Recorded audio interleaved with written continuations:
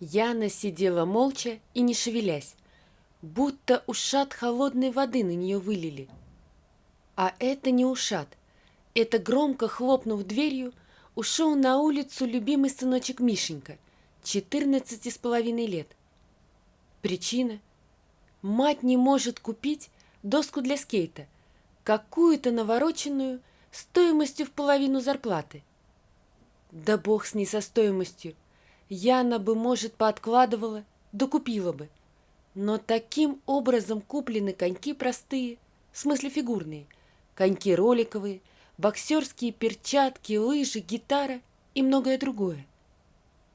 Сын заявил, что папа хороший, добрый и любимый, а она, мать, плохая. Убирать в квартире заставляет, уроки учить, вейп курить запрещает, когда все родители своим детям сами покупают, а папа даже сам парил с Мишкой пару раз. Сын сказал, если она не прекратит его гнобить и заставлять делать уроки, он уйдет к папе. Там его любят, считаются с его мнением и вообще разрешают все, потому что папа человек, настоящий. Наверное, не зря папа ушел от нее. Егор ушел, когда Мишке было 5. Больно, обидно, дышать не могла, как удар под дых. Не ругались, не скандалили. Просто сказал, что разлюбил, и все, ушел. И из жизни сына тоже. Сказал, что не хочет нервировать ребенка и ее. Уехал куда-то, пообещал присылать алименты, когда встанет на ноги. Взамен оставил квартиру, полностью куплена была в браке, без ипотеки, продали свои наследные квартиры, он от родителей, она от бабушки. Вставал на ноги долго, никак себя не обозначал. 2 года назад вдруг появился. Мишке было 12. Приехал с женой и 2 детьми. Как оказалось, 3. Был еще старший мальчик, сын новой жены, на год моложе Мишки. И началось. Папа купил коттедж, у папы полно места. Папа подарил то, папа возьмет на выходные, папа дал денег, папа сказал, папа сделал. Сама виновата, говорит мама Яне. Ты же слова плохого про Егора сказать не давала. Тигрица кидалась. Ах, что ты, не надо, чтобы Миша в ненависти вырос. Вот, и пожинай плоды. Мама теперь плохая, а папа хороший. Ты и личную жизнь из-за него, засранца, такого запустила. А он что? Как платит матери? Давай дед с ним поговорит, по-мужски. Но Яна не давала. Сегодня был верх всего. Всяко обозвал и ушел, хлопнув дверью. Сидит, не шевелится Яна, даже плакать больно. Через час вернулся, запах табака на всю квартиру. Курил. Зашел на кухню, гремит кастрюльками. Поел. Матери даже спасибо не сказал. Ушел к себе в комнату. Яна выдохнула, хотя бы дома. За это время нервы стали ни к черту. Плачет постоянно, дергается, чуть что караулит его, соглашается на все условия, лишь бы все хорошо было. Знает, что Егор настраивает против нее сына. Только вот зачем? Она слова плохого никогда не сказала в его сторону и сына воспитала в уважении к отцу, который 7 лет не появлялся. Всю ночь не спала Яна, уснула уже под утро. Утром молча позавтракали. Мишка демонстративно отодвинул тарелку и встал из-за стола, не убрав за собой. Яна же была будто заморожена. Днем позвонила Егору и сказала ему, что Миша теперь будет жить с ним. Всегда. Она, плохая мать, плохо справляется с воспитанием ребенка. Если нужны алименты, она, Яна, будет платить. Вещи соберет, что есть. Остальное он, Егор, пусть докупит сам. К тому же скоро весна. Сын вырос из всего.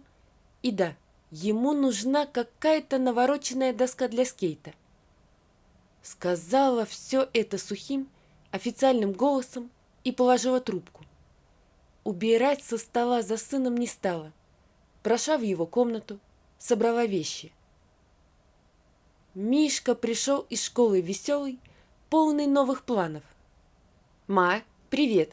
Слушай, тут ребята весной в поход собираются, в горы.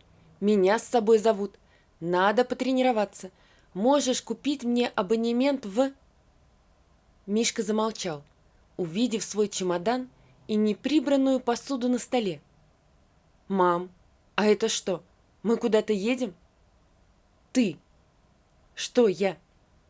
«Сейчас за тобой приедет твой папа, твой богатый, умный, добрый и все разрешающий папа. Ты едешь жить к нему в его шикарный коттедж. Я буду, может быть, брать тебя на выходные. Еще не решила. Я нищебродка, взять с меня нечего. А мне еще, наверное, придется алименты на тебя платить». «Мам, ты чего?» Яна стояла с лицом без эмоций, хотя внутри бушевал пожар из обиды, злости на ситуацию, себя, Егора и Мишку. А еще ей очень хотелось притянуть к себе эту вихрастую, светлую головенку, поцеловать и обнять.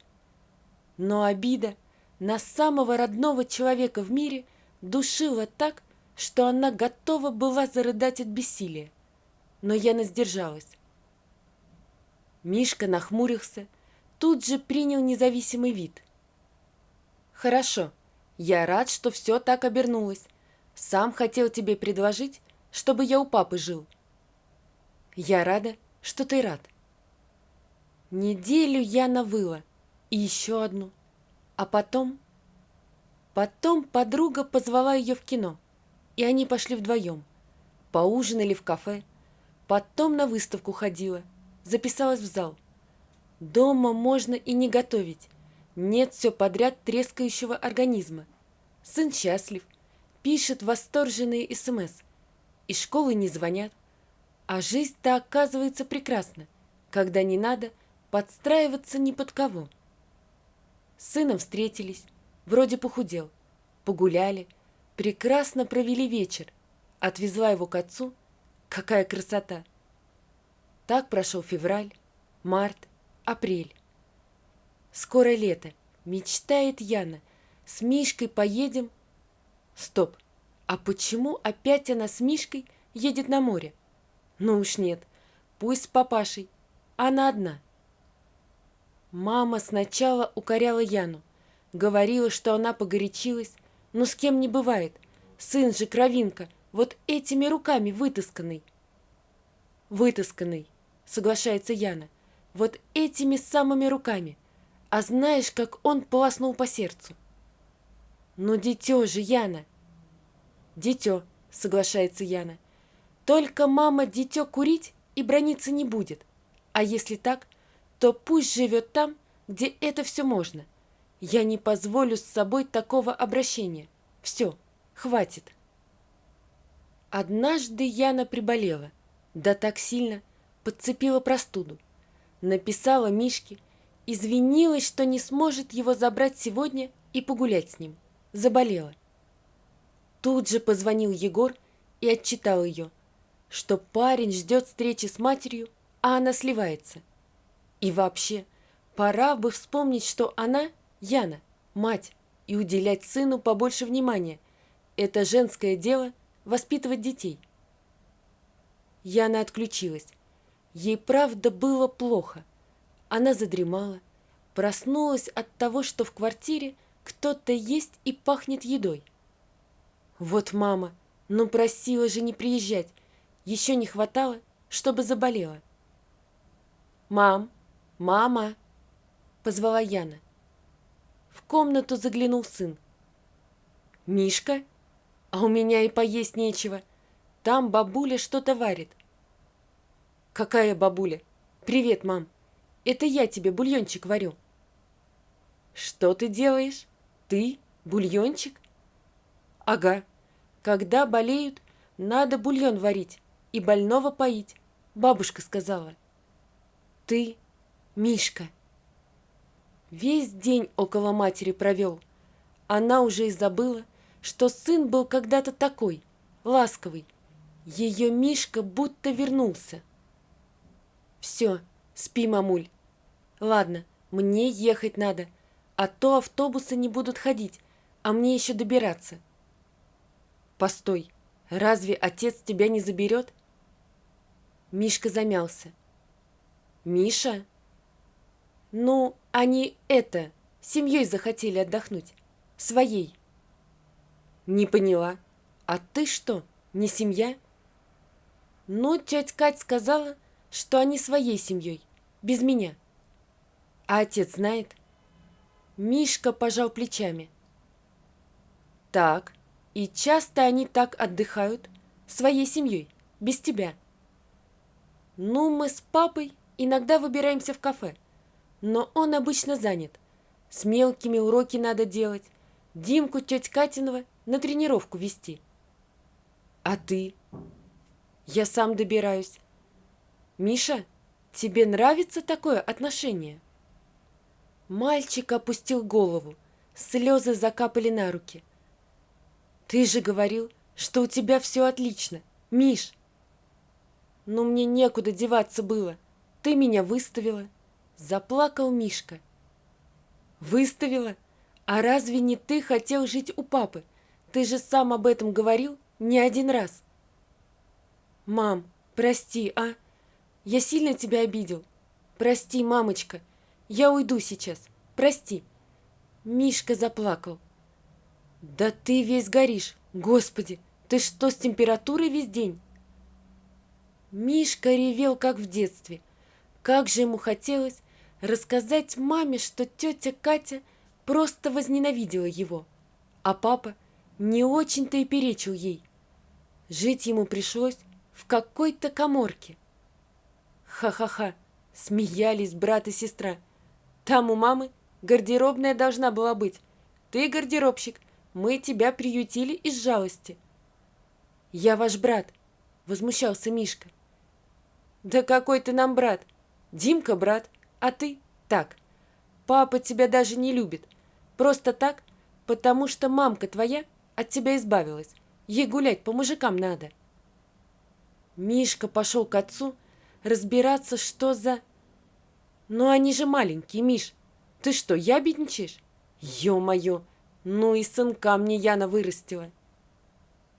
Стирал себе Мишка все сам, включая футболки, рубашки, спортивную форму. Может, хватит уже в благородного папашу играть? Услышал Мишка недавно. Когда ты его отправишь домой? Он мой сын, Катя. Отец вяло отбивался. Сын? Что-то ты столько лет не вспоминал о сыне. А тут, видите ли, папашу включил. И вдруг до Мишки дошло. А ведь отец никогда ни подарочка, ни открытки на день рождения не прислал. Он не сидел возле Мишки, когда тот болел, не учил плавать и кататься на велосипеде, стрелять в тире. Его не было никогда рядом. Зато мама была. Поняв, как обидел маму, Мишка решил бежать. Ну а что? Бабушка с дедушкой в курсе того, как он с мамой поступил. Мама его не примет, отцу он не нужен. Решил с мамой попрощаться заехать, потом к деду с бабушкой поехать, а от них уже куда-нибудь. В идеале наняться бы юнгой на борт и походить по морям, океанам. Денег бы заработал, приехал такой, маме машину хорошую бы купил. Хорошо, что заболел. Рассказывает Яна подружке. Представляешь, я бы себе никогда не простила. Отец не хватился Мишки до следующего вечера, а потом позвонил Яне и осторожно спросил, не был ли у нее сегодня Мишка. Яну и прорвало. Все высказала папаше такому. Сказала, что хоть на метр приблизится к сыну, она ему такое устроит. Конечно, Мишка потом простил отца. но встречался с ним строго где-то вне дома. Маму больше ни в жизнь не обидел. До того стыдно было за свое поведение. Вырос Мишка, долго не женился. Наконец познакомил мать с девушкой. Хорошая такая, расхваливает Яна девушку сына. Никой зовут. Мишка говорит, как минимум 2 детей хочет, чтобы не один, как он. С сестрой и братом по отцу так общий язык и не нашел. Отец на свадьбе не был, поздравил по телефону, да Мишка и не расстроился. Главное, что мама была. «Мам!» Мишка вкручивает лампочку матери в плафон. «А что, дядь Костя, не мог вкрутить?» «А он-то с чего?» Вспыхивает мать. «Да ладно тебе, мама, ну как маленькая, я же уже давно взрослый. Может, хватит ему уходить, когда я приезжаю?» «Ну ладно, ладно. Мамуль, да поживи ты хоть немного для себя. Всю жизнь только я у тебя на первом месте». Он спустился с табуретки и крепко обнял. А через 2 месяца Миша с Никой и Яна с Константином вместе отдыхали в домике у озера и праздновали еще одну свадьбу в тихом семейном кругу. Вот такая история, друзья. Напишите, пожалуйста, что вы думаете об этой истории. Не забудьте подписаться на канал и поставить лайк. Всего вам доброго. До свидания.